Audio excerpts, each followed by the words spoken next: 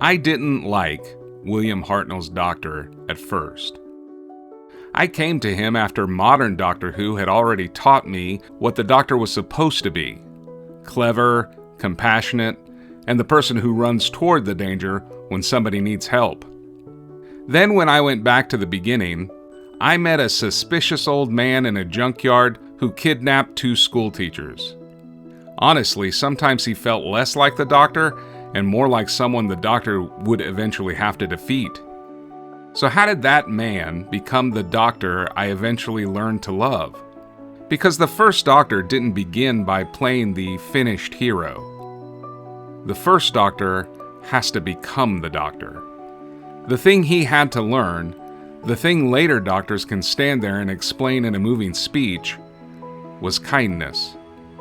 Not being nice. The first Doctor is very rarely nice. Kindness. The choice to let someone else's life matter as much as his own.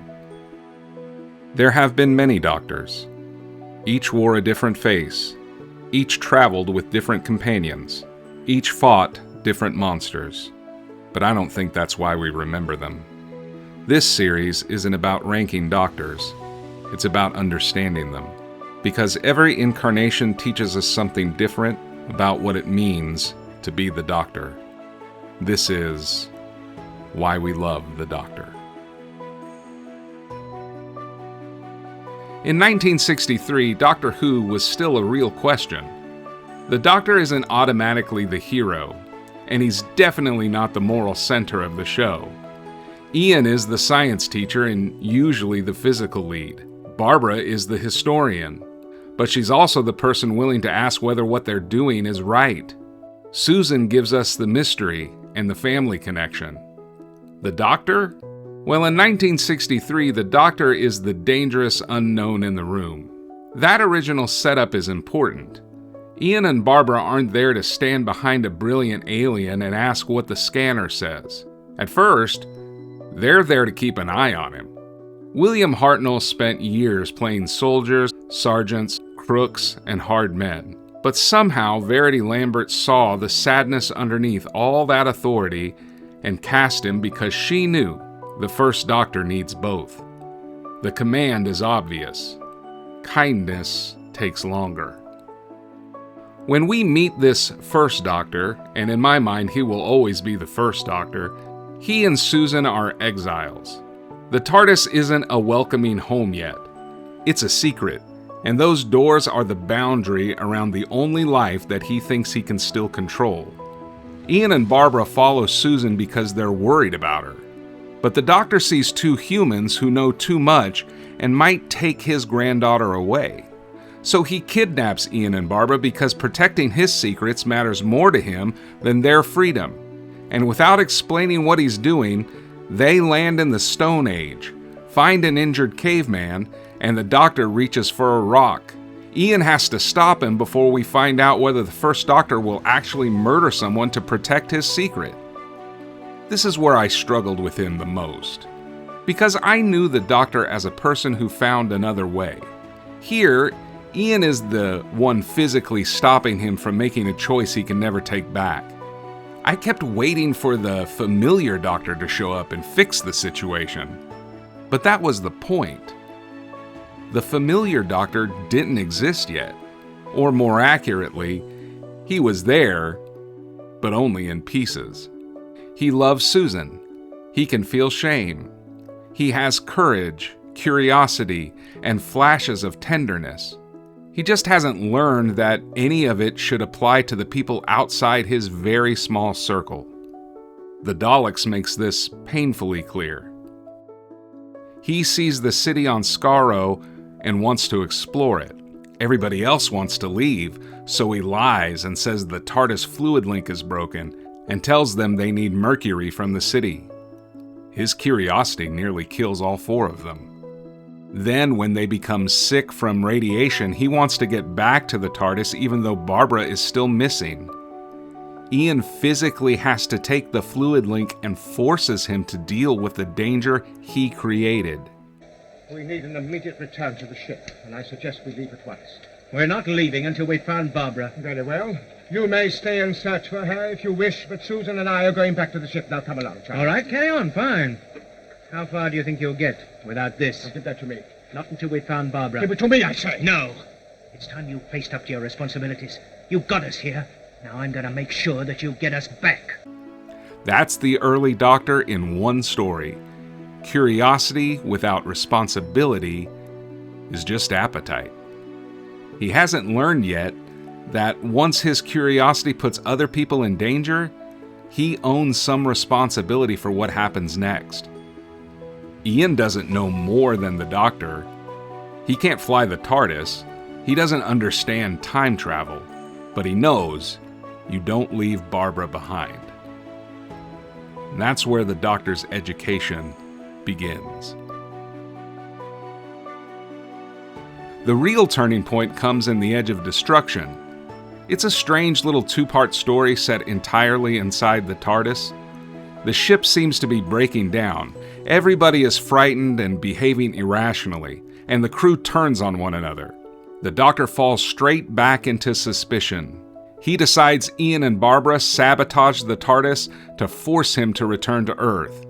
He drugs them. He threatens to put them outside without even knowing whether there's air. And Barbara finally says no. How dare you! Do you realize, you stupid old man, that you'd have died in the Cave of Skulls if Ian hadn't made fire for you? And what about what we went through against the Daleks? Not just for us, but for you and Susan, too. And all because you tricked us into going down to the city. But Accuse us? You ought to go down on your hands and knees and thank us. But gratitude's the last thing you'll ever have, or any sort of common sense either. Barbara does not outsmart him. She makes him look at himself. And honestly, this may be the first time Doctor Who really happened to the Doctor. A companion tells this brilliant old man, "You may know more than us. You still don't get to treat us like this." And eventually, he listens. This is where I start to understand him. Not because he suddenly becomes lovable. He does not. He sulks. He resists. He needs time to get there. But he apologizes. You said terrible things to us. Yes, I suppose it's the injustice that's upsetting you, and when I made a threat to put you off the ship, it must have affected you very deeply. What do you care what I think or feel? As we learn about each other, so we learn about ourselves. Perhaps. As we learn about each other, so we learn about ourselves. It's not one of those huge Doctor speeches. It's just him admitting that maybe these people know something he does not. For this Doctor, that is enormous. Ian can stop the Doctor physically, but Barbara makes him question himself. She's not impressed by his age or authority for their own sake. When his rules hurt people, she asks whether those rules are actually moral or just comfortable for him. You see that again in the Aztecs. Barbara believes that she can stop human sacrifice. The Doctor tells her she cannot rewrite history, and the story proves that she can't simply remake an entire civilization because she wants to. But the episode never makes her compassion feel stupid. The rule may be right, but Barbara makes sure we feel who pays for it. That matters because the first Doctor doesn't become kind by becoming less alien or less intelligent. He becomes kind because the people around him keep making it harder to use those things as an excuse. His curiosity doesn't go away either. Thank God, because without that, the show is just 4 people sitting inside a police box trying not to touch anything. What changes is what he thinks curiosity is for. On Skaro, he lies because he wants to see the city. Later, in the Sensorites, he looks at creatures everyone else fears and asks whether they're hostile, frightened, or reacting to something humans have done. The scholar still wants the answer, but now the answer might help somebody. Later Doctors can explain kindness as a principle. Hartnell's Doctor has to build it as a habit. Stay. Listen. Admit when you're wrong. help clean up the danger your own curiosity created. Understanding the arc was only part of it. The more the Doctor opens up, the more warmth starts to show. Usually in tiny, reluctant ways. At some point, I stopped watching Hartnell's performance because it was historically important and just started enjoying him. That happened when I stopped waiting for him to behave like a modern Doctor and started paying attention to what he actually does. He looks physically fragile, but he can take control of a room without moving much at all. He pauses. He lifts a chin. He gives somebody that stare, and suddenly the Roman emperor or the heavily armed warlord looks like the unreasonable person in the conversation. Ian handles a lot of the running, climbing, and fighting. The First Doctor's real weapon is attention. He notices the detail everybody else ignored. He understands the machine. He hears the one wrong word. He treats history and science as things worth getting excited about. And I love that scholar's approach. The First Doctor feels like somebody who has read books no human has written yet and forgotten arguments whole civilizations haven't started. Sometimes he's doing all of that while everybody else is begging him to move because the corridor is on fire, but scholarship requires standards. And then there's the warmth. Modern doctors often tell us exactly what they feel. The First Doctor makes you watch for it. A tiny smile breaking through the severity can do the work of a whole speech because he doesn't give that smile away cheaply. At first, his grumpiness keeps everybody outside. Later, it becomes the noise affection makes when this Doctor is too proud to announce it properly. He worries by scolding. He shows affection by insulting Ian. He gets Chesterton's name wrong until it feels less like a mistake and more like a private family ritual. And guys, the First Doctor is funny. Not joke machine funny. He's vain, indignant, mischievous, and sometimes absolutely delighted with himself. Watch him bluff his way through the Romans or turn his fight with the monk into a contest between two elderly children who have been given access to time travel. This is where I finally understood the pleasure of him. The Hartnell impression has almost eaten the First Doctor. People remember the fluffed lines, the my dear boy, and the stories about him being difficult. But the mistakes aren't the performance. The performance is the voice, the stillness, the little laugh, the way irritation can turn into wonder in half a second. Hartnell himself described the Doctor as a cross between the Wizard of Oz and Father Christmas. That's about right. For viewers who met him when these stories were new, the white hair, dark coat, ring, cane, and little chuckle aren't just character details. They're childhood. I got there decades late. I had to learn why the difficult old man could also feel warm. And a lot of that warmth starts with Susan. Before Doctor Who had a doctor-companion relationship, it had a grandfather and granddaughter. Susan calls him grandfather. And that one word tells us more about him than the show has explained in the beginning. Somebody knew this man before the junkyard. She can tease him, disappoint him, argue with him, and still reach the part he hides from everybody else. Without Susan, the Doctor risks becoming only an idea. With Susan, well, he becomes a person. The love he had for her is real, but it's complicated. He protects Susan. He also controls her. He has built their entire life around keeping the two of them together, and the thought of losing her is part of what makes him close those TARDIS doors on Ian and Barbara. His kindness begins with Susan, but so does his possessiveness. Then, in the Dalek invasion of Earth, Susan starts imagining a future that doesn't belong entirely to him. She falls in love with David. She wants to help rebuild Earth. The Doctor sees what's happening before she can quite make the decision herself, and so he locks her out of the TARDIS.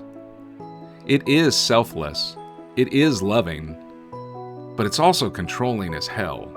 He gives Susan a future by making the decision for her, which is about the most First Doctor way imaginable to do the right thing. Growth has not turned him into a simpler man. At the beginning, he closes the door because he's afraid of losing control. Here, he closes them because he knows Susan may never leave if he lets her come back inside. "One day I shall come back," he tells her. I think he means it, and I think that's why it hurts. For Doctor Who, this becomes the first great companion goodbye. For the Doctor, it's the moment where he begins to understand that loving somebody doesn't mean keeping them forever. What happens after he leaves Susan matters just as much. On Dido, they meet Vicky, a frightened orphan who has lost her father. Vicky says that as soon as the Doctor walked in, she felt like she could trust him. Think about that. Ian and Barbara follow Susan into a junkyard, meet the Doctor, and immediately know something is wrong. And he takes away their freedom. Vicky meets him after Susan leaves and sees safety. That contrast did more to change my mind about Hartnell than almost any speech that he could have given. The show doesn't need to tell us that he's changed. A lonely child looks at him and trusts him. Vicky doesn't replace Susan. People aren't replacement parts for the TARDIS console. And the show doesn't treat her like that. But Vicky shows us that after losing somebody he loves, the Doctor can risk losing somebody else. Then Ian and Barbara finally have a way home in the chase. The Doctor objects. Of course he does. He calls the plan dangerous. He calls them fools. He points out that he never invited them into the TARDIS in the first place, which is true in the same way that kidnapping is technically an unplanned holiday. Underneath all that noise, he doesn't want them to go. These are the people he once saw as a threat to his home. Now their leaving threatens to make the TARDIS stop feeling like one. But still, he helps them. He watches them reach London, safe and laughing. Yes, I see, Miss Son. City of Fastbots. That insult may be the most First Doctor expression of love imaginable. Kindness doesn't arrive in this era as a speech about being kind. It's a locked door for Susan. It's an invitation for Vicky. A dangerous trip home for two people he once imprisoned. None of those choices come easily for him. He makes them anyway. Then he learns the cost of opening himself up. The latter part of this era carries more loss. Vicky leaves. Katrina sacrifices herself. Sarah Kingdom dies helping stop the Daleks. The original family feeling becomes harder to hold together. Then Stephen challenges the Doctor in the massacre. Stephen believes a young woman named Anne may be killed because they left her behind. The Doctor insists that history cannot be changed. Stephen hears that as indifference and tells him he wants no part of traveling with someone who could walk away from suffering. Stephen walks out, and the Doctor sits alone in the TARDIS, remembering everyone who is gone. Susan, Vicky, Barbara, Chesterton, after briefly calling him Chatterton one last time because even at rock bottom he remains committed to the bit.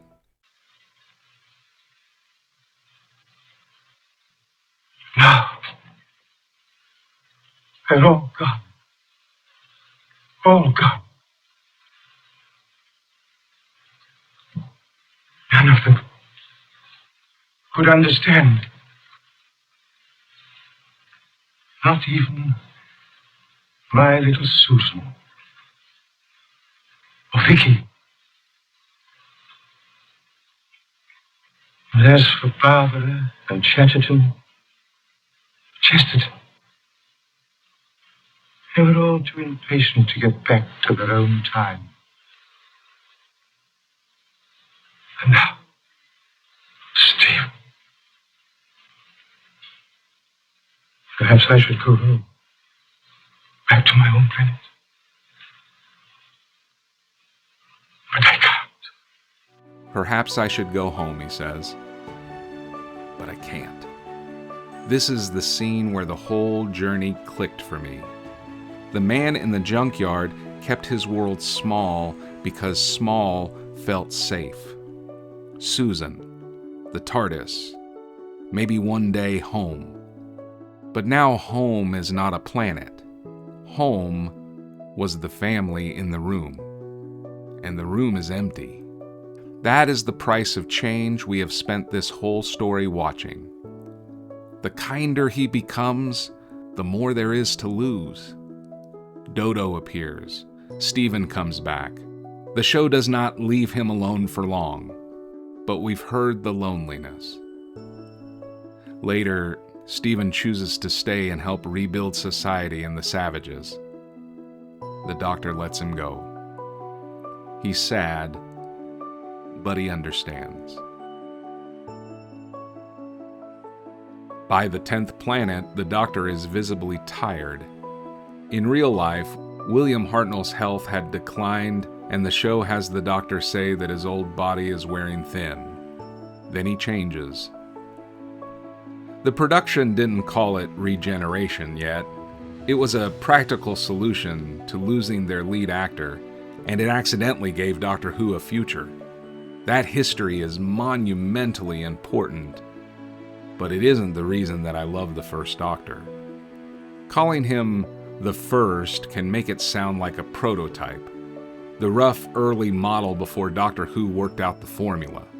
But every Doctor after him inherits something. We expect the Doctor to help, to stay, to look for another way. He begins with love, but it's private.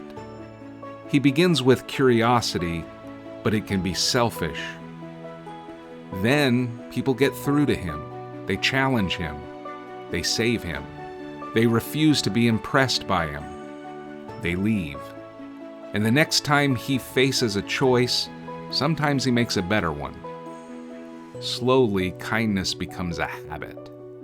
Not niceness. He's still irritable, vain, secretive, controlling, and deeply allergic to nonsense. And thank God. Kindness does not erase the difficult old man, but it gives him a center. No, I didn't love him immediately. I don't think most people do. We have to learn him. And maybe that's appropriate because he had to learn us. Every Doctor after him walks into that TARDIS with those doors already open. But the first Doctor showed us how hard it was to open them. William Hartnell is the Doctor. The genuine article, you might say.